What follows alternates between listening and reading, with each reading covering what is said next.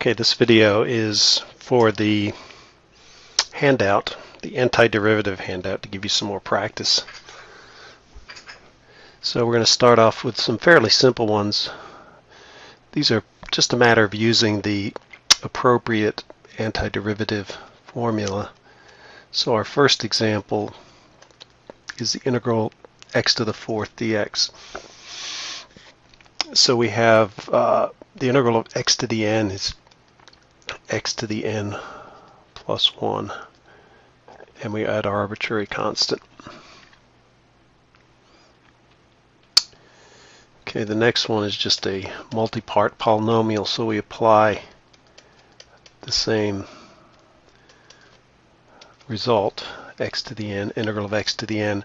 So we take x, and if we have a constant in front of it, we just take that constant out outside the integral. So integrated x squared, we add 1 to the exponent, divide by the new exponent.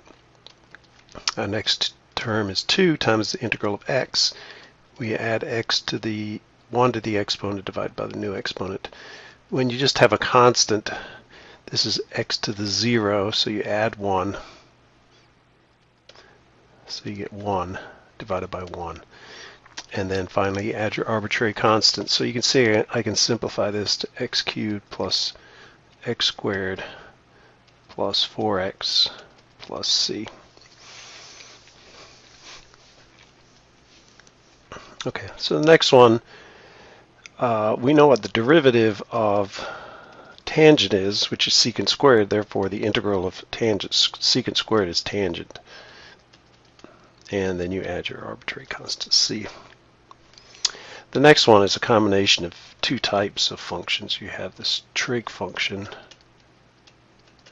and this polynomial. So you just apply the appropriate rules for each part. So the derivative of the secant is the secant tangent, hence the integral of the secant tangent is the secant. Here we add 1 to the exponent, divide by the new exponent, and then finally we add the arbitrary constant c. So the answer is secant x plus x squared plus c.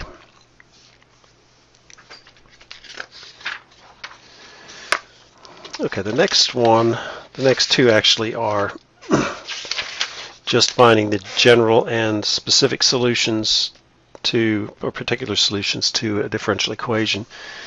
So we have f prime of x equals 2x squared plus 5x plus 2 with the initial condition that f of 2 is equal to 10. So what we do is we rewrite f prime of x as dy dx. You could call this y prime. Y prime is dy dx. And then we multiply both sides by dx. So we get dy is equal to 2x squared plus 5x plus 2 dx. And then we integrate both sides. So when you integrate dy, what you'll get is y of x, or f of x. Okay. So we can call that y of x, or we can call that f of x. And then we apply the rules here. So you get 2 times the integral of x squared, which is x cubed over 3, plus 5 times the integral of x to the first power, which is x to the second power, divided by 2. The third one is integral of a constant, is just that constant times x, and then we have our arbitrary constant c. So this is our general solution. I haven't quite, I didn't put 2/3. I could put 2/3 x cubed plus 5 halves x squared. Oh, sorry. 5 halves x squared plus 2x plus c. Okay, so this is the general solution. That means it's a group of curves that are only separated by a vertical offset. So we had to figure out what that vertical offset is.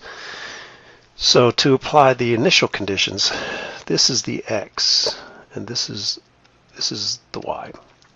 So for y equals 10, x was 2. So we plug into the general solution.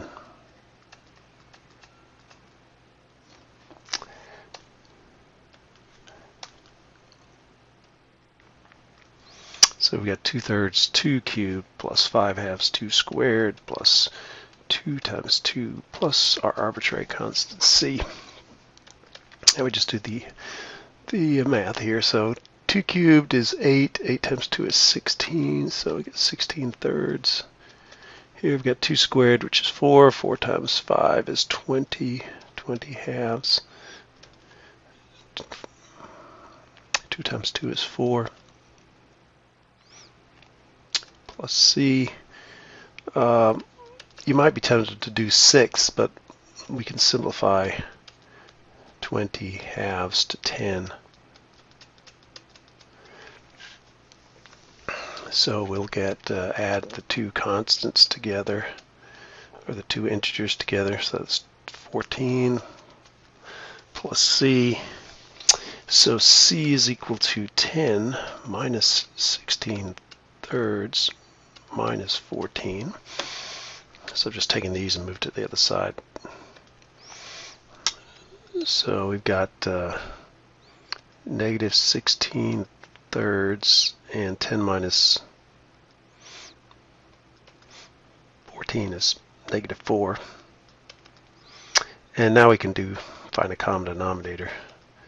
So the common denominator is 3. So we'll multiply both the numerator and the denominator by 3.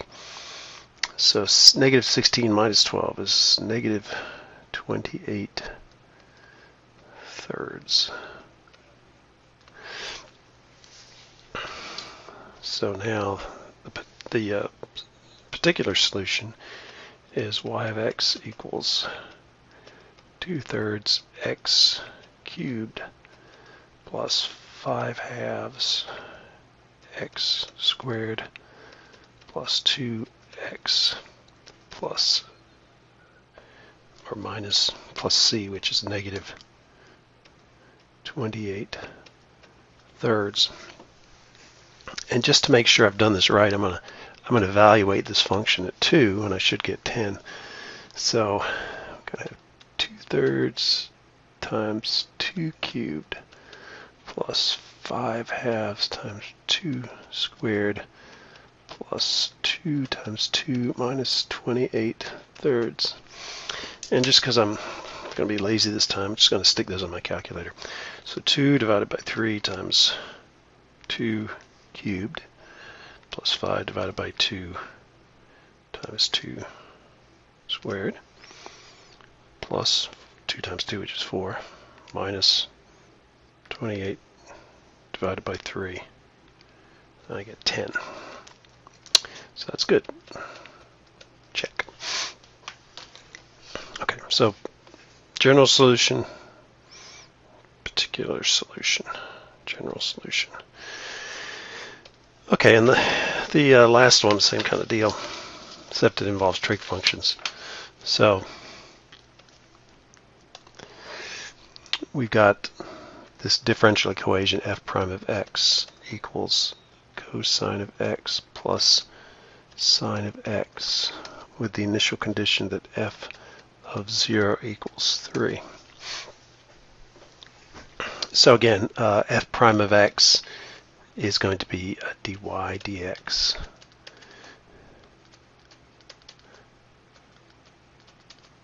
Multiply both sides by dx.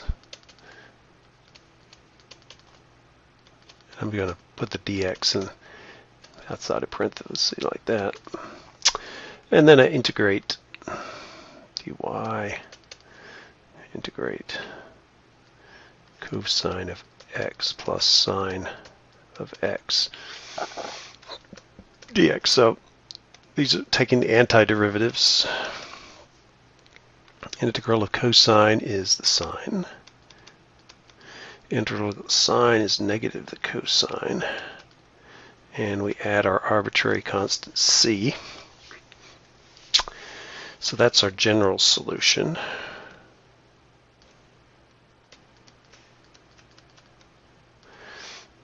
Now a particular solution, remember what the initial condition was here. says f of, so that's when x equals 0, y equals 3. So we'll get 3 is equal to the sine of 0 minus the cosine of 0 plus c. And the sine of 0 is 0. The cosine of 0 is 1. So we get c is equal to 4. And so our final solution, y of x, f of x, is going to be equal to the sine of x minus the cosine of x plus 4. And again, checking, if we do f of 0, we'll get the sine of 0 minus the cosine of 0. And these are radians, which, degrees and 0 degrees and 0 radians, same thing. But sine of 0 is 0, cosine of 0 is 1. So you get negative 1 plus 4, which is 3. And so that works. Okay, so that's your handout. You can turn that in with your homework.